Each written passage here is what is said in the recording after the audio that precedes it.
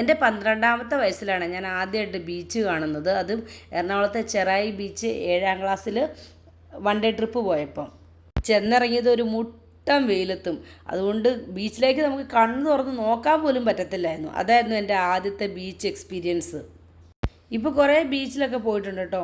ഞങ്ങളുടെ നാട്ടിൽ റെയിൽവേ ലൈനും ബീച്ചും ഒന്നുമില്ല. അപ്പോൾ രഞ്ജിത്ത് എന്നോട് എപ്പോഴും കളിയാക്കി പറയും, ആദ്യമായിട്ട് ട്രെയിൻ കാണുന്നത് കല്യാണം കഴിഞ്ഞതിന് ശേഷം. അതെന്ത് വണ്ടിയാണ് ചേട്ടാന്ന് ഞാൻ ചോദിച്ചു എന്ന് എപ്പോഴും ഒന്ന് കളിയാക്കിക്കൊണ്ട് പറയും. അപ്പം ഞാൻ പറയുമോ ഞാൻ സമ്മതിച്ചു, ഞങ്ങളുടെ നാട്ടിൽ റെയിൽവേയും ഇല്ല കടലും ഇല്ല, പോട്ടെ. എന്നിട്ട് നിങ്ങളൊക്കെ കൂടി എന്തിനാ ഇതൊന്നും ഇല്ലാത്ത നാട്ടിലേക്ക് തണുപ്പ് കൊള്ളാൻ വേണ്ടി വന്നത്?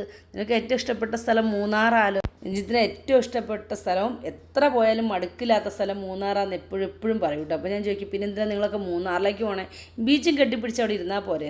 സത്യം പറഞ്ഞാൽ ജയിക്കാൻ വേണ്ടി പറയണതാണെങ്കിലും രണ്ട് സ്ഥലത്തിനും അതിൻ്റേതായ സൗന്ദര്യം ഉണ്ടല്ലേ. അഴീക്കൽ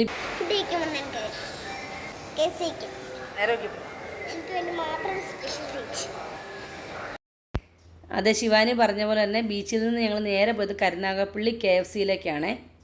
KFC കഴിച്ച് കഴിഞ്ഞ് കഴിഞ്ഞാൽ എനിക്കൊരു പ്രത്യേകതയുണ്ട്. ഞാൻ രാത്രി എഴുന്നേറ്റൊക്കെ ഇരുന്ന് വെള്ളം കുടിക്കും.